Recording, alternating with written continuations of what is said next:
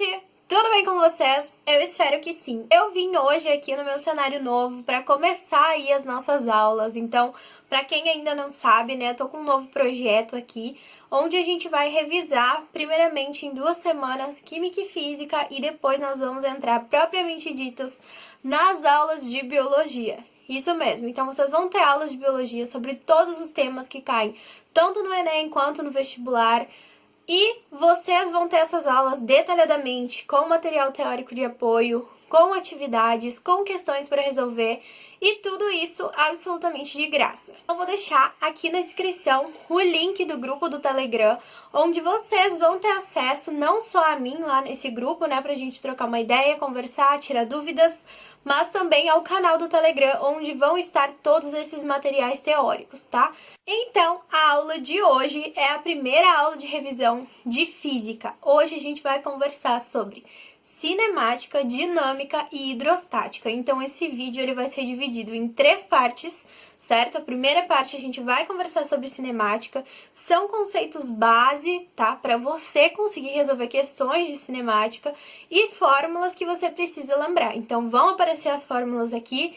Vou deixar escrito aqui alguns conceitos para você e depois você acessa aqui pelo link do Telegram, lá no canal do Telegram, o material completo dessa aula, onde vão ter aí os conceitos detalhados, onde vão ter as fórmulas e tudo que você precisa lembrar para resolver questões de cinemática, dinâmica e hidrostática, certo? Então vamos começar. A cinemática, ela é o estudo do movimento dos corpos sem levar em consideração as causas desse movimento. Então, é o estudo mais básico dos movimentos, certo? Onde a gente vai analisar pontos relacionados à movimentação de corpos sem analisar causas, fatores de alteração, enfim. Entre os movimentos estudados pela cinemática, a gente tem 3 movimentos principais e são eles que a gente vai revisar aqui nesse vídeo, certo? Vou começar pelo tradicional, por aquele que você com certeza não esquece se você concluiu seu ensino médio de forma convencional, que é o MRU. O MRU é um movimento retilíneo uniforme e com certeza é um dos movimentos sobre os quais a gente mais ouve falar lá no nosso ensino médio. O MRU ele é caracterizado por não possuir alteração em sua velocidade, ou seja,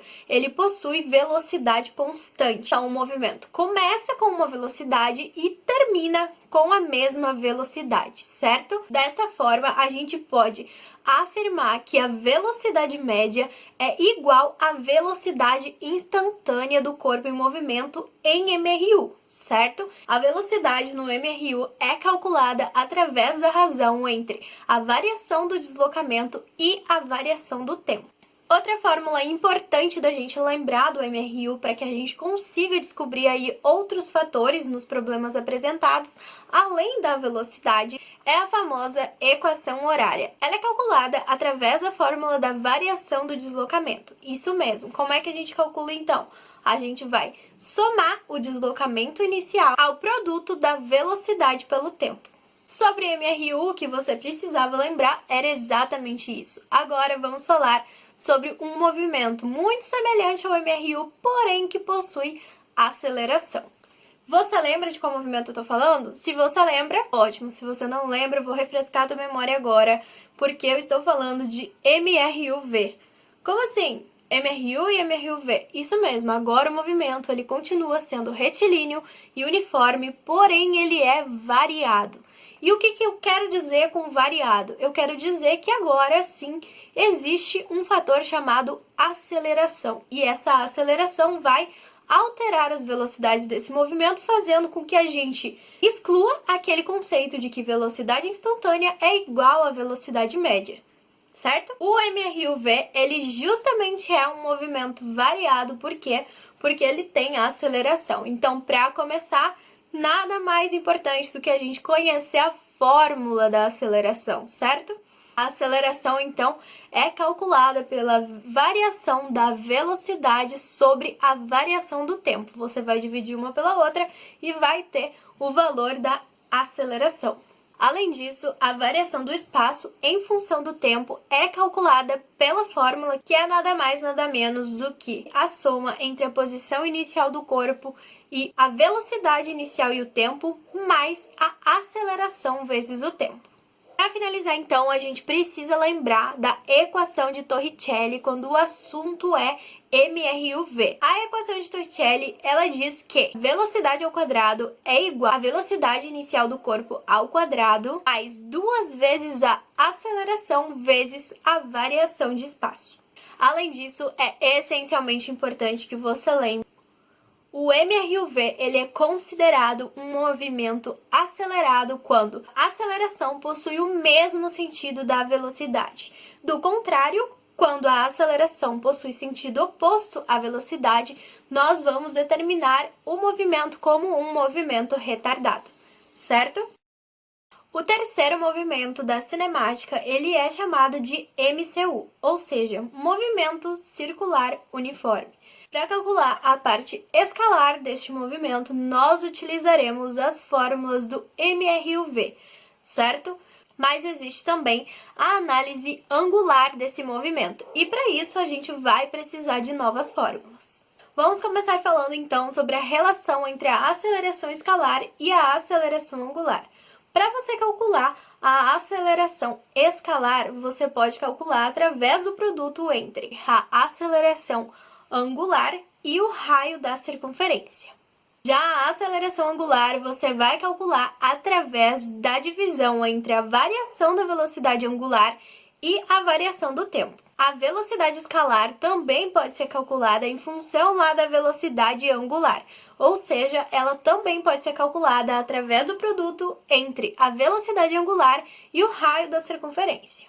Quando falamos de análise angular, é interessante que a gente conheça a fórmula da velocidade angular, que nada mais é do que a razão entre a variação angular e a variação do tempo do movimento. Existe também uma outra equação através da qual nós podemos calcular a velocidade angular, desta vez em função do tempo. Esta equação ela é representada pela velocidade angular inicial mais o produto da aceleração angular vezes o tempo. Nesse movimento, nós temos duas novas grandezas que são a frequência e o período. A frequência ela representa um número de voltas em um determinado tempo. Já o período ele representa o tempo de uma volta completa. Existe uma relação entre frequência e período. A frequência ela é igual ao inverso do período. E isso é importante que você lembre, porque existem muitas questões onde vão te dar a frequência ou vão te dar o período e vão pedir o outro. E às vezes a gente acha que precisa de uma fórmula mirabolante para resolver, quando na verdade basta você lembrar que a frequência é igual ao inverso do período, certo? A velocidade angular ela também pode ser calculada utilizando a frequência. Então, velocidade angular também pode ser igual a 2π vezes a frequência. Duas últimas fórmulas para a gente finalizar a nossa cinemática, certo? Então, a variação angular no nosso movimento circular ela pode ser calculada através de variação angular inicial mais a velocidade angular inicial vezes o tempo. Essa é uma das fórmulas, para a gente calcular aí a nossa variação angular. Agora, a última fórmula que você precisa lembrar com relação à variação angular. Variação angular inicial mais a velocidade angular inicial vezes o tempo mais a aceleração vezes o tempo ao quadrado dividido por 2. Vamos então falar de dinâmica. O que é a dinâmica? A dinâmica estuda os movimentos e as causas que produzem esses movimentos ou que os modificam, certo? Nada mais é do que o estudo das forças. E o que é força, Thalia? Força é um agente físico causador de deformação ou de aceleração nos corpos onde ela atua, certo? Existem então dois tipos de força, a força de campo e a força de contato. A primeira ocorre por conta da aproximação entre corpos. A segunda ocorre, como você deve imaginar, através do contato, entre corpos. Então agora a gente vai lembrar de uma celebridade, Então, não sei se você conhece Isaac Newton, mas ele foi o cara da dinâmica e a gente vai falar sobre as leis que Isaac Newton nos trouxe no passado. Então, a primeira lei de Newton, ela é chamada de lei da inércia. Ela diz que todo o corpo permanece em seu estado de repouso ou movimento uniforme em linha reta, a menos que seja forçado a sair deste estado por forças imprimidas sobre ele. Ou seja, então, pessoal, a gente sabe que todo o corpo ele tende a permanecer ou em movimento, se ele já está em movimento, ou em repouso, se ele já está em repouso, e isso só vai ser alterado através do quê? Da aplicação de algum tipo de força sobre esses corpos, certo? A segunda lei de Newton, ela determinou o princípio fundamental da dinâmica, e nela foi escrito que a força resultante aplicada a um ponto material é igual ao produto da sua massa pela aceleração adquirida. Então, nada mais, nada menos do que a fórmula da força, né? Então, o que é a força? A força é o produto entre a massa e a aceleração. Toda vez que você precisar calcular a força, lembre-se de que você vai precisar saber a massa do corpo e a aceleração em que esse corpo se encontra. A terceira lei de Newton determinou o princípio de ação e reação. Newton disse nessa lei que sempre que um corpo A exerce uma força sobre um corpo B, este reage exercendo em A uma mesma força, da mesma intensidade e direção, porém de sentidos contrários. Ou seja, é aquela tradicional história, né, de que quando você dá um tapa em alguém, você está recebendo esse tapa de volta. Porém, né, de uma outra maneira. Então, isso é uma outra coisa que a gente também precisa saber, que essas forças de ação e reação, elas podem exercer, por exemplo, resultados diferentes nos corpos, né, que elas estão sendo aplicadas, certo? Então, você que dá um tapa, você não sente o tapa, mas a força aplicada no tapa, ela voltou para você de alguma maneira, certo? Não foi em forma de tapa, mas a sua mão, né, recebe tanto quanto a pancada que você tá dando. Ainda sobre as forças de ação e reação, é importante que você lembre dessas regrinhas que eu vou deixar escrita aqui para você na tela. Primeiro, toda interação tem força de ação e reação. Segundo, as forças de ação e reação sempre têm a mesma natureza. Terceiro, ação e reação podem ter efeitos distintos nos corpos diferentes. Lembrem do tapa que eu falei para vocês, certo? Quarto, ação e reação são forças aplicadas sempre em corpos diferentes. Quinto, ambas têm a mesma direção, mas sentidos opostos. E por último, as duas têm sempre a mesma intensidade. Finalizamos aqui então a dinâmica, vamos agora falar um pouquinho sobre hidrostática. Sobre hidrostática, então, é importante que você saiba que essa é a parte da física que estuda as forças aplicadas por um líquido ou em um líquido em repouso. Então, eu trouxe aqui conceitos importantes para você lembrar aí que compõem, né, essa parte da física. São coisas essenciais para você resolver suas questões aí do Enem e do vestibular quando o assunto é hidrostática. Vamos começar por densidade ou massa específica. A densidade nada mais é do que a quantidade de massa que tem em cada parte do volume de um corpo. Ou seja, a gente calcula a densidade através da razão entre a massa e o volume de um corpo. E a densidade é a mesma coisa do que massa específica, ou seja, uma parte da massa que cabe em determinada parte de volume de um determinado corpo. Pressão. Pressão também é outro conceito importantíssimo de você saber. Para calcular a pressão, você pode dividir a força aplicada sobre a área em que essa força está sendo aplicada. Logo depois de falar de pressão, é interessante que você conheça, então, o princípio de Stevin, que dizia que em um líquido em equilíbrio, as pressões são iguais em todos os pontos da mesma horizontal. Além disso, Stevin nos deixou também a fórmula da pressão, que é calculada através do produto entre a densidade do líquido vezes a aceleração da gravidade vezes a altura da coluna de líquido. Seguindo, então, vamos falar um pouquinho sobre o princípio de Pascal. O princípio de Pascal afirma que um acréscimo de pressão exercido em qualquer ponto de um fluido é transmitido para todo o fluido. Com esse princípio, é possível construir e dimensionar macacos hidráulicos, prensas hidráulicas, entre outras coisas, certo? Temos então aqui a fórmula, da relação entre pontos de um determinado fluido.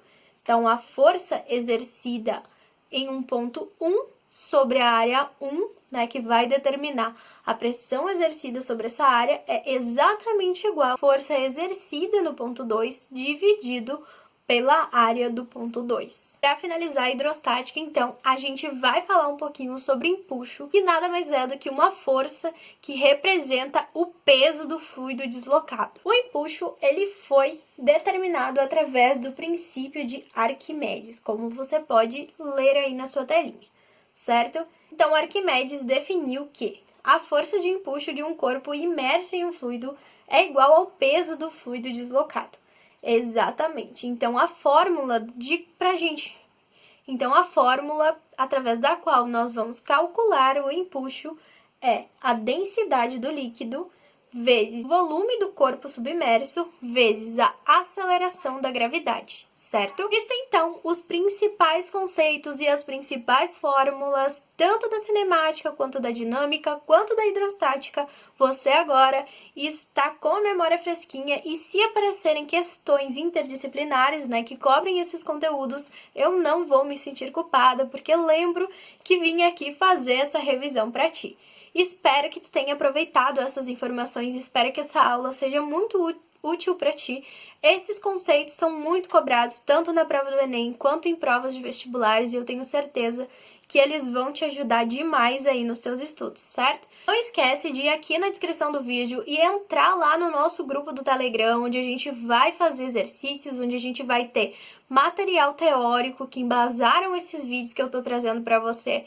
Então você vai ter acesso a resumos de qualidade, você vai ter acesso lá a tudo isso que eu venho falar aqui para ti escrito, bem direitinho para te imprimir, fazer tuas anotações. Então não perde essa oportunidade, estou fazendo tudo isso de graça e além disso ainda tem a tutoria que eu estou oferecendo para vocês, tem grupo para tirar dúvidas, a gente vai ter contato, vamos fazer atividades juntos e vamos ser aprovados juntos também lá no final desse ano, no começo do ano que vem, enfim, seja lá quando forem as nossas provas, certo?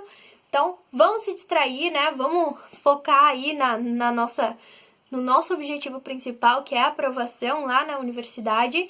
E é isso, é uma forma da gente também refrescar a nossa cabeça em meio a essa pandemia. Entra lá no grupo, fica em contato comigo. Tchau, tchau, até o próximo vídeo.